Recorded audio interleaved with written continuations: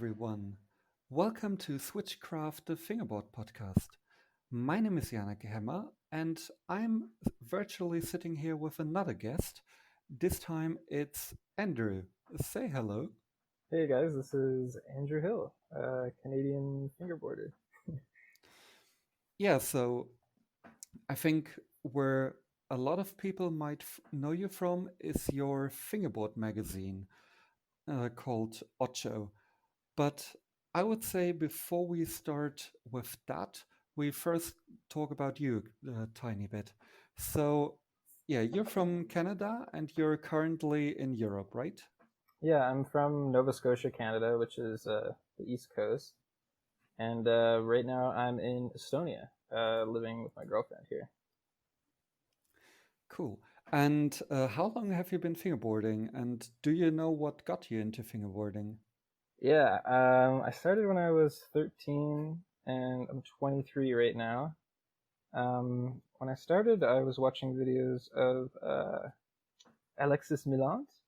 And the first video I ever saw on Mike's channel was this video called Elias Asmuth is Smashing.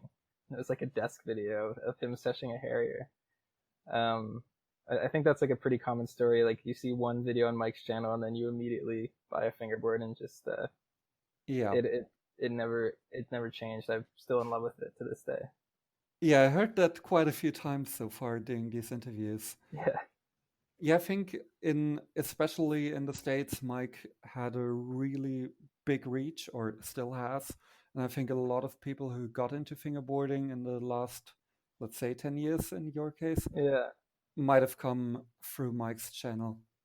Yeah, we I used to have, be like super obsessed with watching YouTube videos. Like when I first got into fingerboarding and the scene on YouTube was still really popular, me and my group of friends would watch like all the old videos that were on Mike's channel.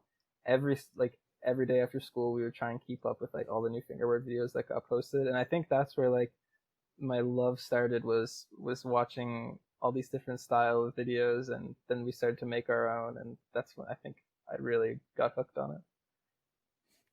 that's cool to hear. Uh, Do any of your friends from back then still fingerboard, or have they all stopped and you're the only remaining one? Yeah, I mean they still have fingerboards and they mess around, but from that original squad, I don't. None of them really still like film anymore. But I mean, if we're hanging out together, they can still sesh. They can keep it together for sure. Yeah, that's cool to hear. So, you've traveled around quite a bit. At least I saw you, I think at this point, almost over a year ago. No, 2 years Yeah. ago. The Yeah, at Fast Fingers, yeah. yeah, exactly. Yeah, I think that was this time last year. Um, what was your impression of the European fingerboard scene versus maybe the Canadian fingerboard scene? Do you discern any differences or any Yeah, I like mean are the people different or? I think I don't have much experience with the Canadian scene. Where Nova Scotia is located, like geographically, it's usually easier for me to go to Rendezvous than it would be for me to go to like Quebec or Ontario, where they have like Joy Cult and Camel Pro. So I Mm. don't really get that involved in the Canadian scene, so I can really only speak on Rendezvous. But I think the main difference lies in the Berlin scene and having the Aussie Berlin store as this like hub of fingerboarding where you have like daily sessions in this daily group of dudes that you can hang out with. That was Yeah, like insane.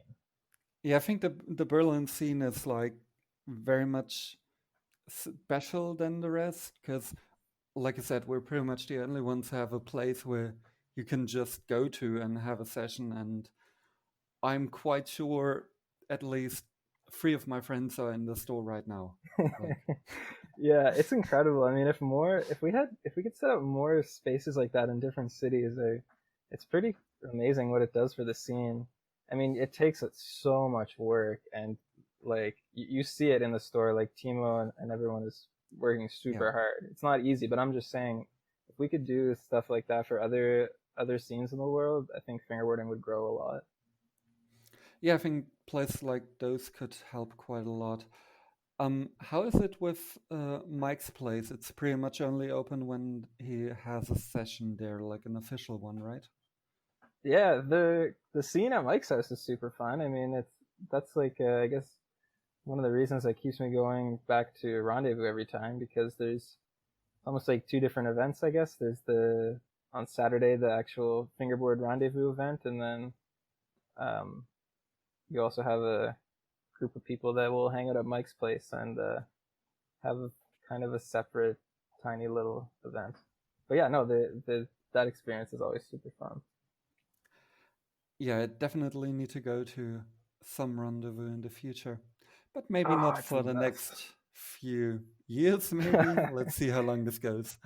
Yeah. Um, how many rendezvous have you been going to so far? The first one, my first rendezvous was the rendezvous 13, and I think at the time I was like 14 years old, and then it was hard to go during the school year, so I would in the summer I would go to the store sessions. Some early memories I have of that is staying at the Holiday Inn Express in Massachusetts in Andover. Um, I saw that on FFI. That was where like people would, if they were going to Rendezvous, that's where the specific hotel they would stay at.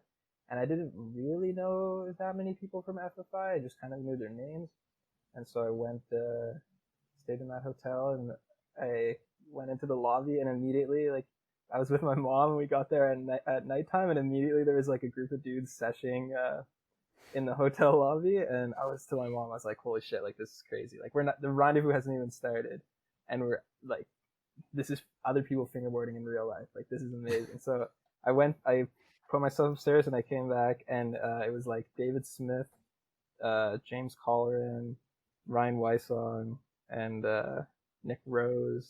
So those are some of the names, and those people I still talk to this day. Like David Smith is still one of my really good friends. That's quite a cool story. Uh, for those listening, the reason why I ask about Rendezvous specifically is that the magazine you're doing is pretty much linked to Rendezvous.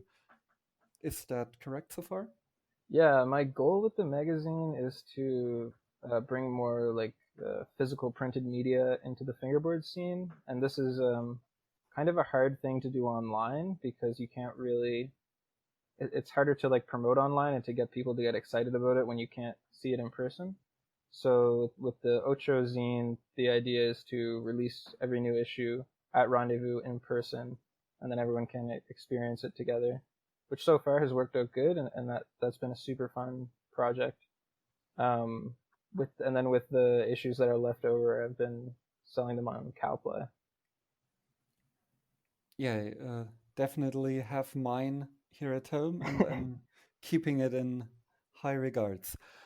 Yeah, for I think you answered pretty much already what exactly Ocho is. Are there any more things about the philosophy or why you started Ocho before we continue? I think recently in the past couple of years, there's been a new resurgence of really nice graphic design and fingerboarding. And in the past couple of years, I started to go to school for graphic design and learn more about it. And it was easy to see the fingerboard brands that really know what they're doing. Like Mm. recently, in the past couple of years, Flint has been coming out with this really amazing packaging, like really cool typography. The print on it is super nice, and everyone's minds are blown. Like we haven't seen such beautiful packaging in fingerboarding before. And I don't think we have seen it since. Like, still think Flint is the only one doing it and doing it like that and that high quality. Because for anyone listening, packaging like that doesn't cost nothing. Like, to Yeah, get packaging like that, you don't just print it off and that's your packaging. Uh, to screen print or to make those forms for the board to hold and everything that surrounds it, that's not cheap. And for your average small company, I think something like that just isn't feasible. But with yeah, Flint, especially, like, selling out stocks in like minutes after they drop. I think that's pretty much why Flint can do something like that. But yeah, like you, I studied graphic design myself, and I was also really impressed when I saw the packaging and everything that comes to it for the first time. Yeah, and not only the cost of producing the packaging, but also the time that Laws takes to design The effort, everything. yeah, Yeah, because it can't stay the same. I mean, it changes a little bit for each launch. He also has an amazing website that's designed pretty nice. So yeah, I saw companies like that, like Flint and Cowply is another example, just pushing yeah, more like the artistic side with these graphics and the design side. And I got excited about Ocho and wanted to do. I didn't want to make decks, but I wanted to produce something where I could use my graphic design skills and fingerboarding. And then I ended up trying to record a podcast where I would do interviews at Mike's house and at Rendezvous. And then I was like, okay, let's just use these interviews, type them out into an InDesign file, and try and make a little zine. yeah. Cool. I mean, I'm glad to hear that you're not doing an interview podcast, because otherwise I would be out of a job. I still have No. plans to, I think, release the audio from those interviews because Mm? every uh, every time I do one of these interviews, not everything it doesn't translate into print the same way that it does on audio. So it would be cool to hear Sure. to share those files with everybody. But Yeah, that will happen would be someday. cool. Yeah, I definitely thought about doing a magazine in the past, since I basically grew up with magazines, since my dad uh, was a like producer or whatever, a publisher for magazines. Whoa. So Okay. so even back in the day, I asked him, "Hey, what would it cost to produce a magazine?" And for fingerboarding, it was like in the early 2000 or mid 2000s, and he was like, "No, it's just not feasible." Yeah. So so I really like that people are doing their like homemade magazines and putting effort into it, because I think it's much more important to put effort into it rather than it being like the most perfect high quality print with like glossy paper and Yeah. Well, the million first advertisings. yeah, the advertising thing is I'm still working on that. The first issue I ever made was a little bit more DIY. I don't think there's any advertisements in it. The second issue was printed by a real print shop, and then it had way too many advertisements in it. And I got a lot of feedback from the scene at Rendezvous. Like one person in particular, Scott B, he said like, "Yo, dude, it's sick, but we need more content and less advertisements."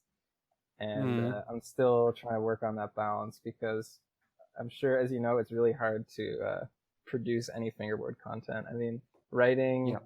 and working on projects like this is just not easy. It takes a lot of time and work. Do you do everything yourself, or do you have people helping you with certain aspects? So the most recent issue that'll be coming out soon is issue 4, and for this one I have a pretty good lineup of contributors. Whereas in issue 3 I was trying to do everything myself. It didn't. It just doesn't work. It's really hard. Um, so I'm still looking for help for the I guess for the 5th issue now. Trying to find people to contribute to it and to help out because it takes a lot of time. Even though I have a lot of passion for graphic design and for the fingerboard community, it's still tough to get everything together. Yeah, it's definitely tough. And I have to say, one of the reasons why I wanted to do this interview is because I really appreciate people doing stuff in media that's not too common in fingerboarding. Like, everyone does an Instagram video, and a couple people do YouTube videos, but other than that, it's really tough to find people who produce content outside of those Yeah, platforms. I mean, for people like us that just love fingerboarding and want to like absorb as much of the content, as much of the culture as we can, Ocho is really good for people like us. I think another reason I was so adamant about starting this is that I'm on Instagram all the time looking at fingerboard clips, and I'm also going to events, so I have a perception of fingerboarding where I see the in real life side of it. But for a lot of people, they only see that Instagram side of it, and I just want to Mm. show them that it doesn't only exist on the screen or like on their desk. There's really a lot of stuff happening in fingerboarding, and I want to show that in print with these interviews and photos and content in there. Yeah, that's a really cool motivation. Um, so there's been three episodes so far, or three magazines so far. Um, which one are you the most proud of out of the three? It's probably always gonna be the last one you did, or Yeah, I'm sure as a graphic designer, you know that like looking back at your old work is sometimes hard to do. yeah, And yeah, so those, especially those older zines when I had really no concept of typography, I'm hoping that the newer one can have some stronger typography skills. But yeah, the most recent issue I'm definitely the most hyped on. And that was a while ago, I think now. It was released in April, I think.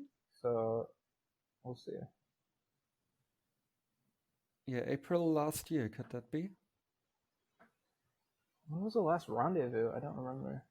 Yeah, I think it was April last year because I think it was the one where Julian Buono went.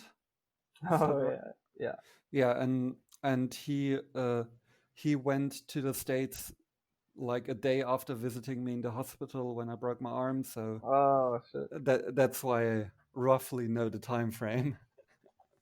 Yeah, that I usually try to. So I'll sell the zines at the rendezvous if there's one in April, and then try and prepare the zine for the next one that would be in November. But due to the environment right now, there won't be a rendezvous in November. So I'm still planning to release the next issue around that time, but it just won't be in real life, unfortunately, and that makes me sad. Yeah, that is indeed sad. I mean, you could at least still send a couple copies to TKY to sell at the shop, so at least people there would be buying your zine in real life. But yeah, Yeah, I need to get more zines to Timo because this, I guess, this plan of only releasing them at Rendezvous and then going through Cowply, it works out great. But I think for the European scene, I need to send more copies over here. It's just that it's expensive to produce, and I really have to sell the zine just at cost of like how much I paid for it. yeah, yeah. Which is already, I mean, it costs a lot to produce, so some people don't want to buy that, especially the younger kids. And I mean, fingerboarding is huge for younger kids. Yeah. That's like a lot of the scene at Rendezvous is younger people that really don't care about like printed media. Um, so it's hard to sell them, but I need to get more over to Europe, definitely. Yeah, I think the target audience for a magazine is like in general always older than the average fingerboarder, since I think those who are into fingerboarding now or just discovering it, they don't have a like history with printed media and with magazines, and I think that's why a lot of the older generation of fingerboarders gravitate to Otcho and similar magazines because we grew up with skateboard magazines Yeah, and similar magazines from other hobbies and always wondering when will there be a fingerboard magazine. yeah. When I first started fingerboarding, I didn't have access, I guess, to the fingerboard magazines that were getting printed at the time. So I don't have any of those in my collection. I've looked through them a little bit when I saw some of them in Germany, like at the Steig. They have copies of some older stuff. Thomas Hansen, shout out to Thomas Hansen. Holy shit, Yeah, that is like at the Steig. He has a literal museum of printed fingerboard history. That I sat yeah. there for hours, like going through stuff. It's incredible. For all who don't know that, Hansen, as we call him, uh, nobody says his first name pretty much. Uh, Hansen used to actually produce a fingerboard magazine that could be bought in stores. So it wasn't like a homemade thing. It was like a real magazine that was sent out to shops and sold there. And I think that's pretty much the only time that ever happened. And I don't think it was around for that many issues, but because of that, he has a huge affinity to that medium. So I I heard of his collection. I wasn't when I was at the Steig, I wasn't able for some reason to look at that collection, but yeah, I definitely know that he got quite a few gems in there. Yeah, next time you go, maybe I'll be there and we can look at it together because it's quite the experience. When I met him, we were talking for a little bit and we started talking about magazines. And then I was like, well, dude, no way. I'm actually making a fingerboard zine right now. And then I showed it to Hanson and he was super stoked. And then we went upstairs and we were looking through all this stuff. And I think he was just excited about how excited I was to look through all this history. Yeah, yeah, I can definitely relate to that. Yeah, I really missed that. That was probably my favorite part about the German scene was being at the Steig. That place is Yeah, just it's fucking dope. unbelievable. Yeah, Yeah, when I was at the Steig, I spent like a couple hours in the kitchen talking to Hansen and Tobias Fieler from back in the day, yeah, and uh, and then other few people who came in and out, and those kind of moments are usually one of the coolest in fingerboarding, where you can just talk to people you've known for ages or known of for ages, and yeah, talk about the passion and everything else. yeah. It's super fun. Not only did Hansen have a tiny backlog of fingerboard history, but he had some this like old German science fiction magazine. And when I told him I was from Nova Scotia, he was like, "Oh, I have this magazine which has like, history of aliens that were in Nova Scotia." And it was like the most obscure thing from way back in the day. But it was cool to hear about Nova Scotia in Germany. That's cool.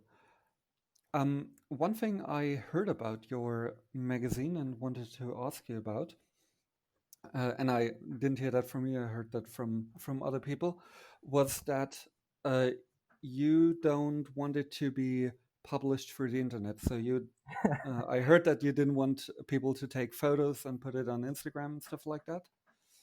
I put Is a that in the one of the last pages of the most recent issue. I put a tiny piece of text that said some kind of joke, like it was this is real printed media that like can't be found on Instagram or something. And I just said, remember, like think to yourself before you take a picture of the page, like why you're sharing it, and remember like how much you love fingerboarding and why you're holding this piece of media.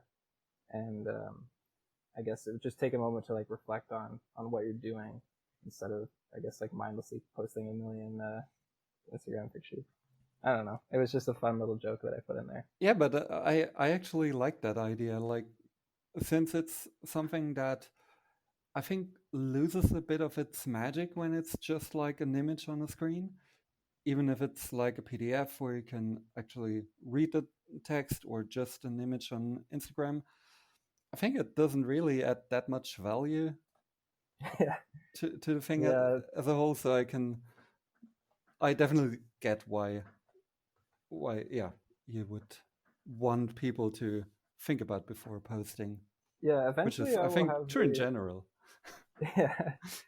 At some point, I will have those issues where you can read them on our website, which is still under construction, a little web design project. Um, but I didn't upload them immediately because I just think the intention is for them to be Yeah. read on paper, and that's how like the type was set to be made to read in the form on this booklet in that format, not really on the Yes. screen. Even though that's kind of pretentious, I recognize, but that's how I want it to be. As someone who knows quite a bit about reading on screens and typography in the internet and magazines and stuff, I would recommend not, at least not publishing it one to one, because I think a dedicated version would be much Mm, easier to read online. And I also like at my job we also have one client for which we do a magazine that they put out, and we do a website for that magazine and basically publish all the content digitally. I can tell you it's quite a lot of work to rehash a physical magazine and make it interesting as a right. website. Maybe Yeah, it would make more sense to do a special online edition of Ocho that works better for the screen instead of trying yeah, to or like some transform. yeah, or some like curated articles that work Yeah, another quite well. huge Or inspiration that I had was the Jenkem magazine and Ian Mishna, mm? who created that. That was an inspiration for Ocho, and I really look at his model of um, what's the word? I look at his model of journalism in skateboarding and kind of trying to use that as an inspiration for Ocho. I mean, he does an amazing job, and he has a team now, whereas I'm just one dude. But yeah, that's an idea: is taking one article and then posting that on Instagram or posting it on our website. I know that Jenkem does that a lot, and I Mm-hmm. always look at their articles. I'm not really checking their website every day, but when I see on Instagram that they've posted something, I'll go read it. Yeah, I think every medium is different, and content needs to be different for different media. And when I see a lot of people publishing a YouTube video on Instagram, that's that's for me where I draw the line between media. Like, always, not everything needs to be on Instagram, not everything needs to be on YouTube, and same with pretty much every other type of content. Some content works best in print, some is suited for a website, some is suited for like a interactive article, or yeah, or a podcast. Yeah, I think with the future of Ocho, I want to try and expand those different types of media. I think there's a huge link, like an untapped link between fine arts galleries and fingerboarding, and that might seem kind of like out there, but I think in skateboarding this link is starting to emerge a little bit. Like we've seen a lot more gallery shows of like skateboard photography, Mm-hmm. skateboarders paintings, or like Mark Gonzalez has like some more like performance art skateboarding work. And I think fingerboarding can go down the same road. This is something with Ocho that I want to explore is just doing, I guess, the more fine arts side of the world. Yeah, I think that's you pretty much hit it right on the head there, because I also feel that, or I started seeing that people start framing their fingerboards and put it like Yeah, up, that's a bit more mindful than just hanging it on the wall. It's more of an art project at that point, which has been happening for skateboarding since years, that people put up decks just because they like the graphic. yeah, I And I have that think, in my room back in Canada. I have this yeah, cowply board, which is like a graphic that Jesse Braun made. That's like photos of his dog, and then there's like a drawing, and it was just. I don't have any other fingerboards up in my room except for this one special Jesse Braun cowply that I love. yeah, and I also think that pretty much posters or wall art is also missing from fingerboarding, since pretty much like we talked about earlier, Flint is pretty much the only company who does posters with their fingerboards. And I think that, like, maybe a nice image of someone fingerboarding could also be quite a nice poster, and that's where we get back to it being more of a fine art, and maybe something that could be displayed in a museum, or Yeah, something where you can buy yeah, it would print be and super take it home. cool. I would love to do a fingerboard event that is also some sort of gallery space. I'm trying to work on a piece for the next issue with Garrett Lockhart, who is a fine artist. He's a Canadian fingerboarder, but he's also living in Amsterdam right now. And so we're Yeah. trying to bridge that gap or connect that link a little bit. So we'll see what happens with that article. Yeah, I mean, that's definitely an area that hasn't been explored so far. And yeah, I think there could be something in there. Yeah, I think so. In the last issue, I made this like 10 prints that were a picture of Navy pocket border. It was a picture of him in it was in downtown Boston. We were driving, and I was sitting in the back seat. He was sitting in the front of Jeff's car, and he had a pocket winkler like set up in the car, but the way it was set up, it was just so perfect. Like he's one of those kids that's like always fingerboarding, like all the time. At Rendezvous, he's like the second he wakes up, he's fingerboarding until he goes to bed. And so it like really was this cool photo that I think encapsulates his personality because it's fucking cool and edgy in this downtown city, but then he's also there like you can tell he's addicted to fingerboarding in this little pocket Winkler. And so I made I think 10 copies of that with the zine and then gave them to my special friends who I know are like super passionate about the zine. Shouts out to Freezy, this fingerboarder that goes to Rendezvous, who's like a collector of Ocho, and I fuck with that guy a lot. Oh, nice. Yeah, It it's cool when you are at the point where people are not only stoked for your next release, but are trying to collect all your work so far. yeah, dude, it's a crazy feeling. It feels so nice. It's nice. What do you think? How much work goes into one of your scenes? I think this question is more for the audience rather than for me. Um, what do you Yeah, the think? first one I didn't really typeset anything. I didn't have any idea what I was doing, and I put the Okay. images like everywhere. But it's because I had some pre-existed interviews recorded. Like I had one with Ed Garner and one with Timo Lieben, and so I just listened to the audio, and then I did some transcribing where I would listen to 5 seconds of audio and type as fast as I could, Mm, then have like a hotkey to pause the audio so that I could catch up and then play, and then I would transcribe the whole audio file, and then I get so I leave and then I leave that text file on the side. Then we have the InDesign file, which has all the images and everything else, the graphic content, and then with beside the images and graphic content, you would have the type. And now I've started to set the Greek type, like fake type that's just gibberish. So I have all that. I have the layout, the grid of all the type ready, and then I can take the text that I transcribed and then bring it into the InDesign document, and yeah, it makes everything easier and quicker. Whereas the first issue, I wasn't doing that at all. yeah, yeah. Um, Nowadays, do you plan your content in your magazine? Like I said earlier, my dad is a publisher, so I grew up around page templates where it's just like Wow. a spread of the whole magazines just with the page numbers and then like a bunch of markers and little scribbles, Oh, yeah, I would love image to see that. here, That's at so cool. at here, uh, article from this page to this page.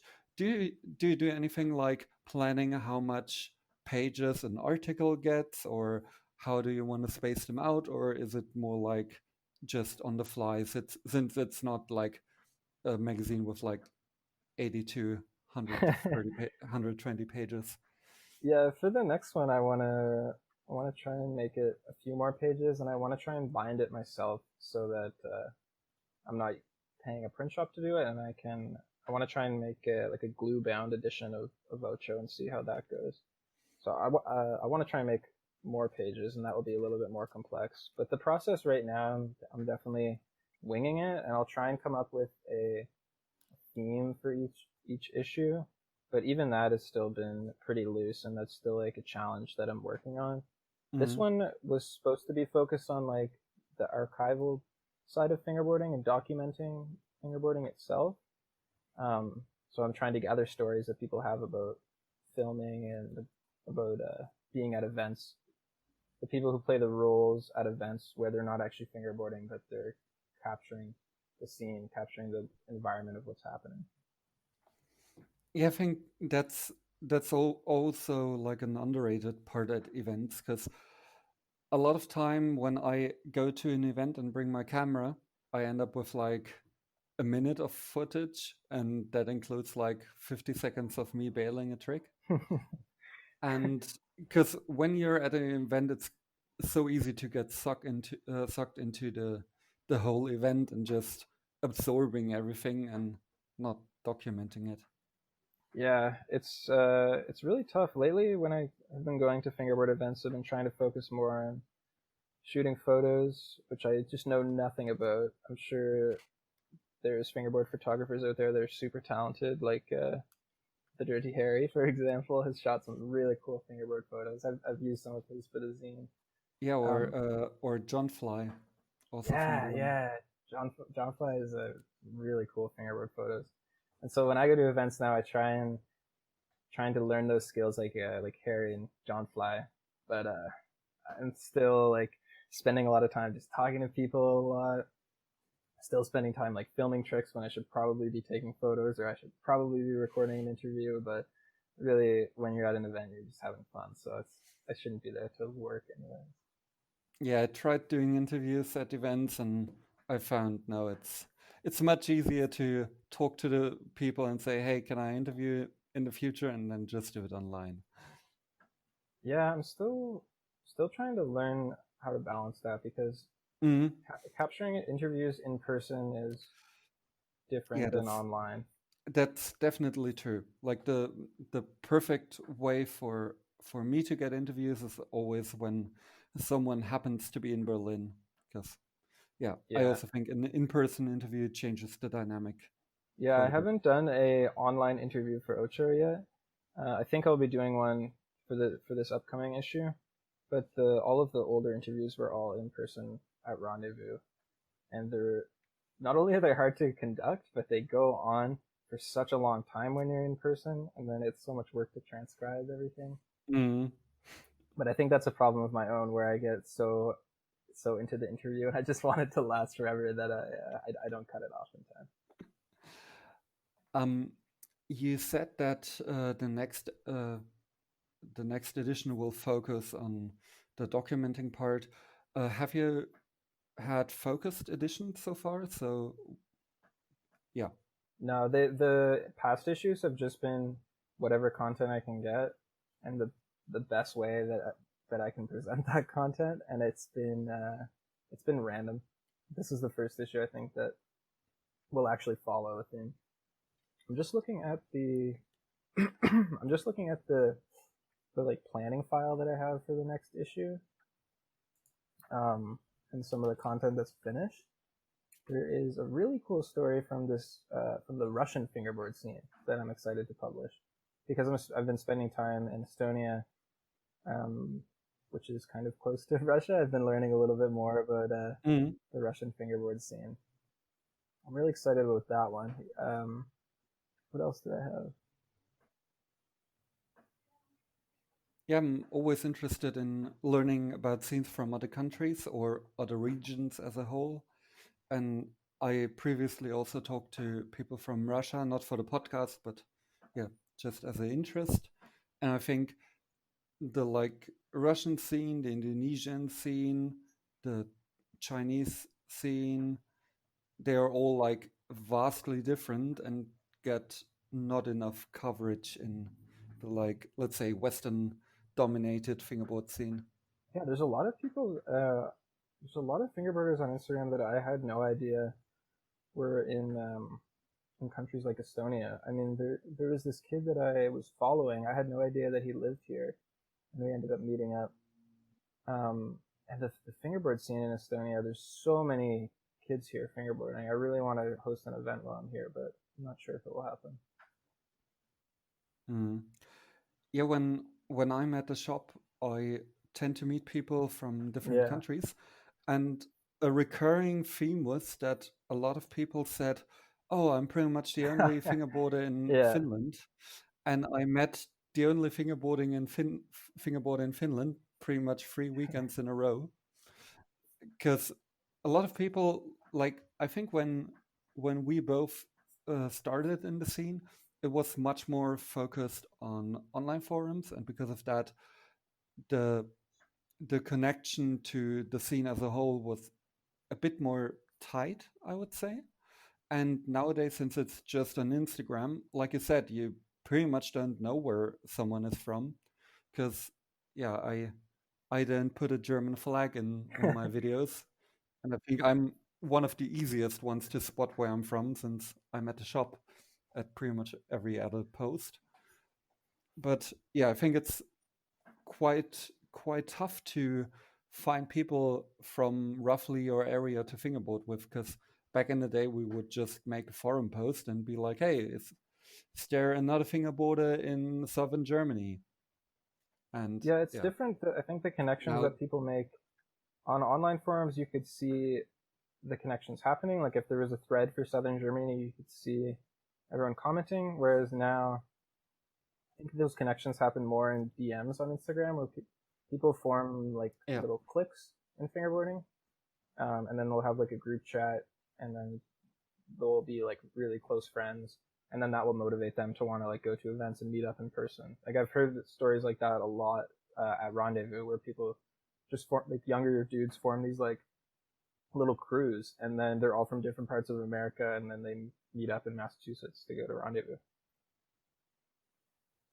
yeah, I heard similar things like that as well. And the first time I heard it, I was quite surprised since I've never really been part of those like Instagram groups. Nowadays, a bit more, especially with girls in the scene and stuff like that. But yeah, and I think it was mostly because I'm in Berlin, Yeah, and definitely.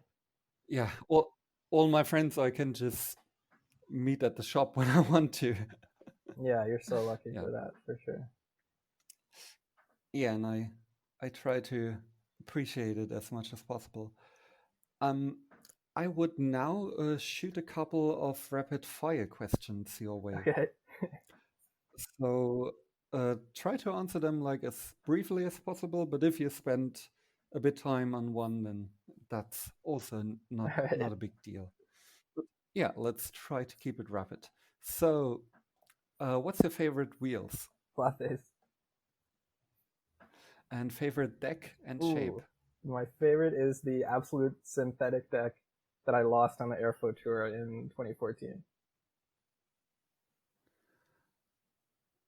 Wh- what was that? It was What it kind was of deck? Absolute, which is an American company. It was a synthetic bottom ply that was like this white plastic. Um, Yeah, crazy. damn, my throat fucking kills.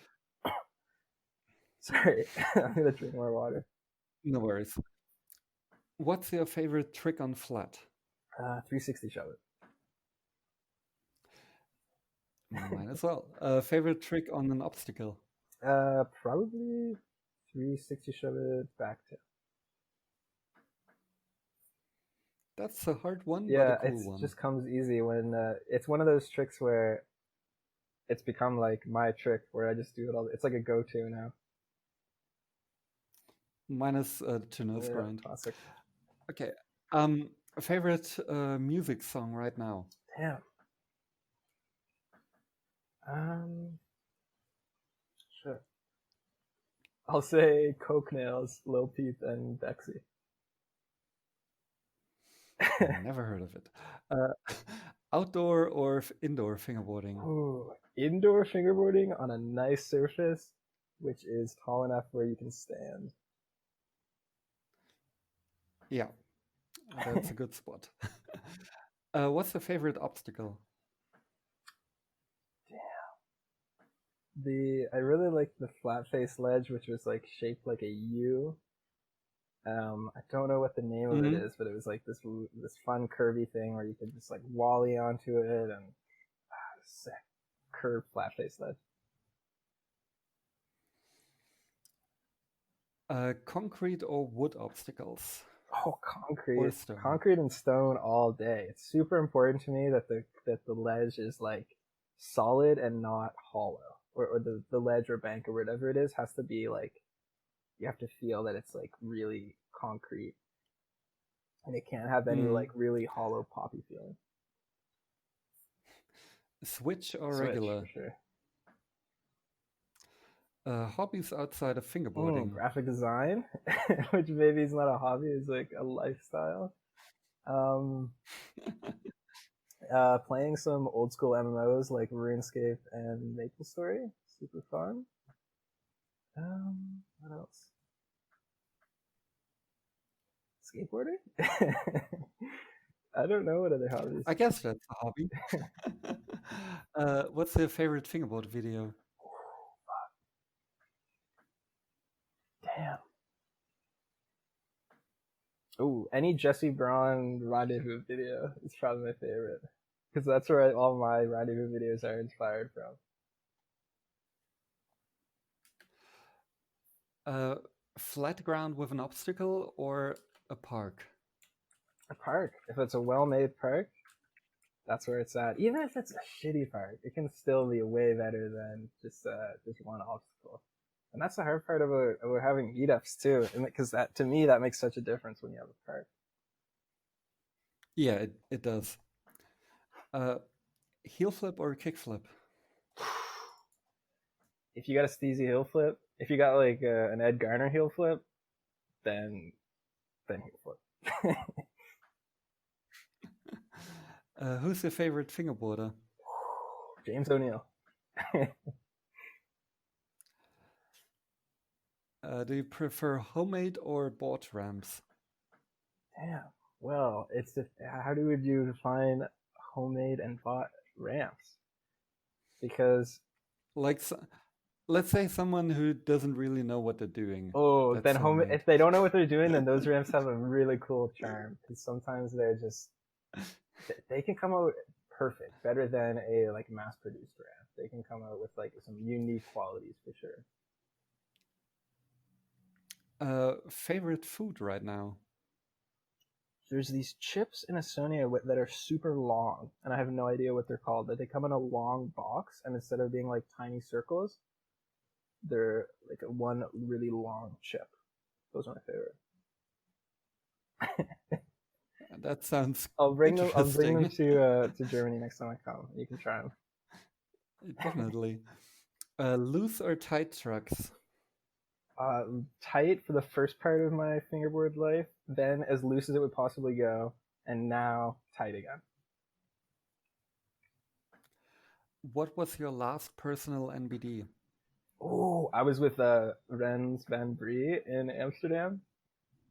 I don't know if I'll be able to explain it over audio, but there was this weird like street spot, which was I guess like a handrail, and doing a 50-50 on the side of the handrail and then like flicking it up almost like a primo, good, catching it at a 50-50 on the top and going down. It's almost like some Andy Anderson trick or something like that, or like Sounds like a it. fancy lad combo, which I always like doing that in fingerboarding. Yeah. Yeah, I also like Yeah, weird combos.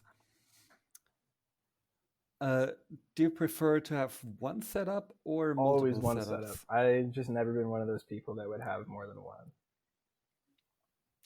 I'm looking at my desk full of I don't know. I fingerboards. don't get it. To me, I can't switch like that. I'm always one person, one setup. What trick do you hate the most doing in a game of Skate? Nollie inward heel, maybe? Nah, that one's kind of fun. That one's kind of fun. I got better at those. I used to hate them. Damn. Last time I played the game of Skate was when I was in Germany at the store, and I won. I think we played it 2 games, and I won. I'm trying to think of. Against who? Against me or I was someone playing with else? Harry, and then this Okay. some local Berlin dude, and I can't remember his name. I'm sorry. But damn, I'm trying to think if there's anything that really got me messed up. Playing a game of Skate on a rail or a box is. Some people are just way better than me, and those games are any trick can be impossible. I'm better at flat. I think it's more fair. Do you prefer plastic or urethane wheels? Well, I've been fingerboarding for a while, and I never really have got to dip my hands in the world of urethane wheels. So I don't have a lot of experiences with them. I've always used plastic wheels. Always. I gotta switch it up soon. What's your favorite drink? Berliner Kindle. Yeah. um, do you have any sponsors? Yeah, shouts out to Unique Decks, Mallory. Um, Shouts out to Don from Arc Ramps, Daniel from Sax Tape, and the fingerboard zine Ocho. That's a pretty good Yeah. lineup. What would be your dream sponsors? I guess probably when I first started riding Maori decks, I always liked them, and I always wanted to get on unique. I use a lot of FlatFace wheels. It would be good to get FlatFace wheels, but I mean, it's like fingerboard stuff lasts forever, really. So, what kind of dream sponsor? Yeah, Dream that's sponsor true. is like I'm my own dream sponsor. I'm making the fingerboard zine, and that was my dream, and now I'm doing That's quite a it. cool statement. 32 or 34 millimeters? 29 and 32, but I never have tried to set up with 34 yet. I gotta do that soon. Shame. uh, what Instagram account do you like following the most? Oh shit. Okay, wait. Let me look up his name. Or maybe something people haven't aren't following, Yeah, or dude. Gatlin Gatlin man? This dude is fucking insane. Gatlyn man has the sickest style. Posts some really cool skate clips too. Yeah, that is the homie. I love his clips, and he's not that well known. oh, I wasn't following him as well. I love that So dude. yeah, need to do that. Um, and what's your favorite overall fingerboard company? Favorite fingerboard company is Cowply. I'm super inspired by the the mindset of John and what goes into his decks. His little slogan for the art of it means a lot to me. I really like what he's doing for fingerboarding. Yeah, that concludes the rapid fire. Um, do you have anything else you want to shout out, or anything we haven't talked about yet so far? Um, it would be cool to talk about Jesse Braun's Rendezvous videos.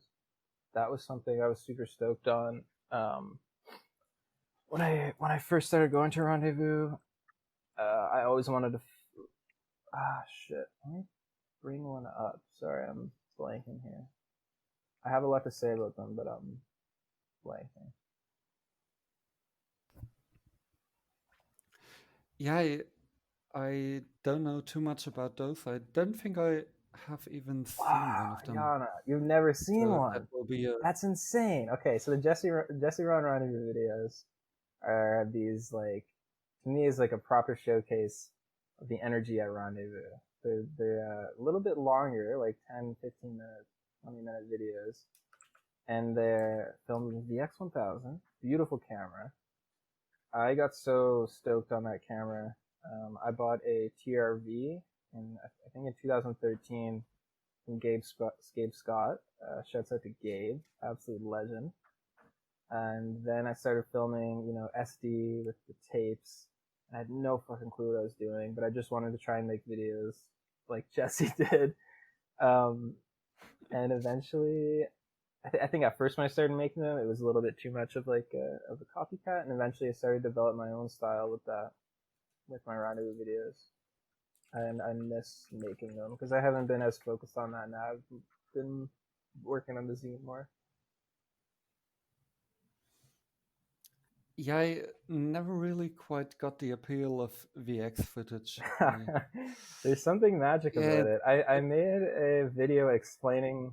just doesn't do it for Yeah, me. it doesn't do it for everyone. If you guys want to learn more about the VX, I made a video that was a fingerboard video essay explaining why I think Jesse Brown's videos are important for the fingerboard scene and why the VX1000 is such a cool tool in skateboarding and fingerboarding. I definitely have to check that out. Yeah, it's sick. Um, Maybe you will convert me.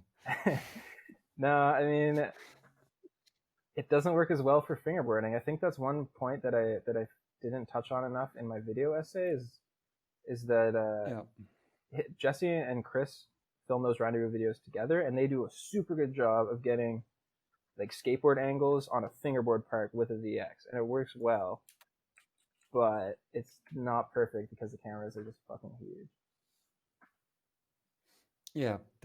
I think that's a problem with a lot of even the nicer cameras in fingerboarding, which is why I went and bought a action cam, because it's just much easier to get into position and get angles that resemble skateboarding a bit better rather than like a long lens shot from across the park. Yeah, fingerboarding angles are so hard to make them look good. It's one of the reasons I get bummed out on Instagram is that it's hard to.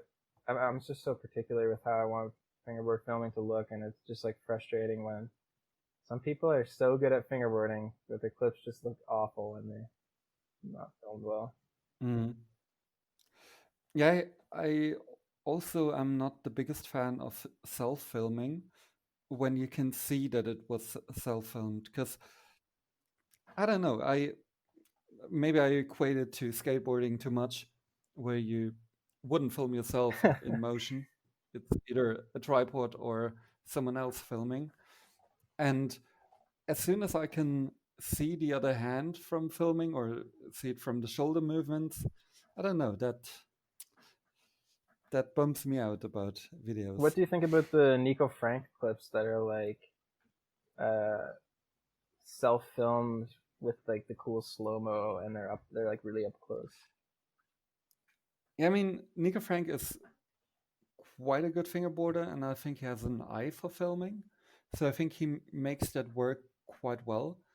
But I think a bunch of people imitate that style and don't have those prerequisites. So yeah, I think it works for him, but doesn't work for everybody. Yeah, for sure.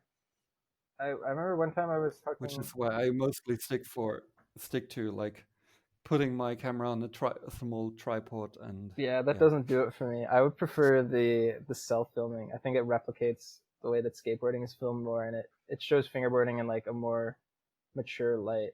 Which, with actually that being said, the word mature. One time I was talking to a fingerboarder at Rendezvous about the European scene, and I can't remember who it was, but they described the European scene as being more mature because it had been around longer in Europe. And I think that really sums up the scene. It's just that it seems more professional and not so much about like companies and business, but more about how do I say it? Yeah, I don't know. I lost it there. No worries. Yeah, actually, I think, like from my perspective, it would be different. I would say, because I feel a lot of the German companies are.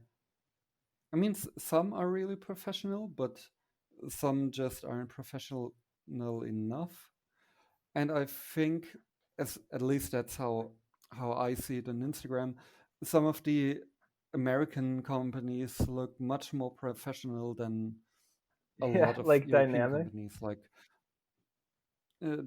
dynamic, unique, Yeah. uh, even uh, Oh redemption, yeah, yeah. and yeah, to an extent, joy code, FlatFace, of Yeah. course. Yeah, I think maybe it's just that a lot of those companies are newer and therefore represent themselves in a way that you represent a business today. And a lot of the German companies are still doing it like maybe just winging it and just trying to keep it fun and not trying to keep it to make it too professional. But yeah, maybe those are just the different perspectives we have on the scene, since I think you're much more involved in the American scene and I'm much more involved in the Yeah. European scene. And I think once you get too close, you can't really see it for what it is anymore. Yeah, that is true. I wish in America at the Rendezvous, I wish there was a little bit more of a focus on contests. Um, I don't, but at the same time, I don't really want the Rendezvous to change because I think it works really well the way Mm. that it's set up right now. But part of me thinks the contests really get the fingerboard scene like fucking excited because being at Fast Fingers, I've never been. at a fingerboard event like that before. It was fucking wild. Like the energy of That's people true. getting stoked, like straight up, like being in the crowd, and then the like top 5 or top 6 when they were doing their little contest, like we were in the crowd just like screaming, like cheering so hard. You know, it's like you're at a really big football game or like some sports event. Like it was fucking Yeah, sick. exactly. And or seeing one of your friends Yeah, riding and yeah, doing well, so and then sick. cheering that person onto the finals. Like we had that at the event before Fast Fingers, the Aussie number Right, 10 yeah, contest, where a guy won who wasn't known to pretty much anyone except then a few locals yeah. of the Aussie Berlin shop. And we were like, all of us knew that he was fucking good, and none of us could ever beat him in a game of skate. And but nobody knew who he was. He was like not even 18 at that time. And when he showed up and continued going on and continued doing well, like even as a friend, it was like just an incredible feeling. Who was it that won And the yeah, Aussie number 10? Hannes, yeah, HCR and some Huh. number on Instagram. Yeah, and yeah, he's from uh, Eastern Germany, and yeah, the first time he was at the shop, I was like, uh, someone to play a game of skate against and not losing immediately. And then I lost immediately and was like, well, Yeah, you that's never that. know. Like people are so good at fingerboarding. At Rendezvous when I play games of skate, like dude, people are just incredible. You never know who's gonna come out. Yeah, but I think the what you said about how a contest brings that energy, I think a lot of events should, like, once we are able to have events again, should maybe look at doing it like an official 2 day event with one day just hanging out and one day just a Yeah, contest. Because I feel at smaller events that really works well to have it all in one day. Because when it's like 15 people at a contest, you catch up with everyone the whole time anyway. So I think there it's quite chill to have it on the same day. But for Fast Fingers, it's either you participate in the contest or you meet up with your friends. And I think when you continue to advance through the rounds, or especially if you're one of the judges, you don't get to do anything else other than organizing and judging and seeing that everyone is there when their run starts and yeah. stuff like that. Doing the actual run was super fun. I was talking to Harry, and he told me like just do some really simple stuff on the first round. Just don't even do any flip tricks. That'll be good enough as long as you do some like technical grinds and stuff. And I was like, all right, I got this Mm-hmm. plan. I got some coaching from Harry. I can do this. I'm gonna make it past the first round. And I was sitting in the stands with Indy, and right before then Ramon called my name, and he's like, okay, we've got the like number 100, the next rider, Andrew Hill, from Canada. And Indy's like, all right, man, it's time to go. And then he's like, Andrew, do a no comply. And I was like, fuck that, dude. That's a risky trick. I'm not doing no comply in my run because then it'll just fuck everything I up. I had a similar thing happening to me in that contest where someone said, "Hey, do that," and I did it And then and did it it ruin the was run? Yeah, yeah.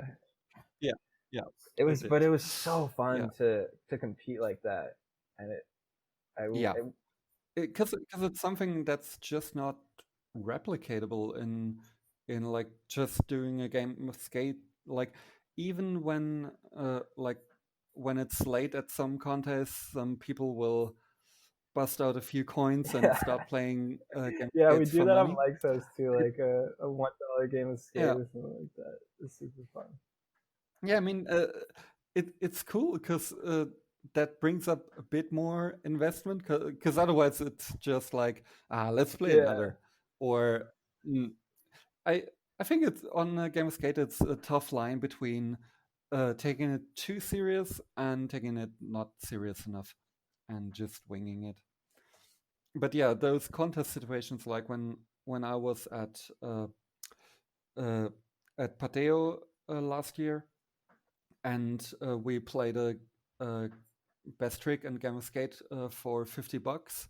Oh. I wasn't like that was one of the most nervous I've been. Like I wasn't as nervous as in the Fast Fingers because at that point I already had one big event under my belt, and I was much more drunk than I was at that time at Fast Fingers. But yeah, I think it's a different kind of excitement that you get from contests like that, especially even just as a fan or as someone watching. Yeah, the Pateo is. I fingerboarded there last summer a little bit, but I didn't get to. I've never Mhm. got to attend an event, but someday for sure. Because that getting nervous like Yet, that, it sounds fun. I want to participate in that. yeah, yet it was on my schedule or on my calendar for this year, but Oh like a yeah, lot of it things was this it would have year, been in September, right? yeah, it's Oh always no, I didn't it's even think of that it's because now always I'm in like Europe and I would have been able to go. Yeah. yeah, it's always like a couple days around, like either before or after my birthday. Ah, sick. So that's why a lot of the years I couldn't go Oh. because I was celebrating my birthday, and last year I didn't have anything planned, and it was like the Saturday was the event and the Sunday was my birthday. And at some point I was like, I just fuck it. I don't plan anything, any party. I just go to Hell Pateo, yeah. and was an amazing birthday there. Nice. Can only Yeah, recommend. I'm sure I'll get to the Pateo event eventually. Yeah. Okay, but I think we're just rambling now.